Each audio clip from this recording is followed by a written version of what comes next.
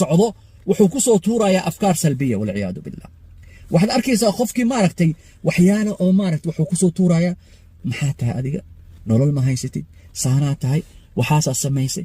wax aad horumar gaartay male adiga useless adaa tahay qiimo ma lihid maxaa adduunkan ku haysaa wuxuu ku dhaadhacsiinaa si tartiib wuxuu gaarsiinayaa walciyaadu billah ilaa uu kow iska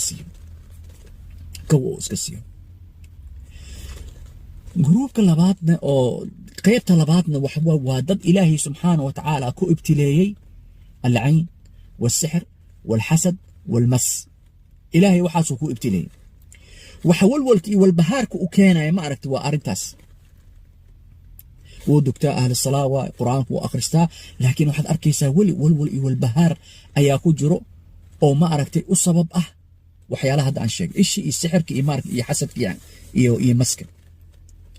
marka waxaad arkaysaa qofkii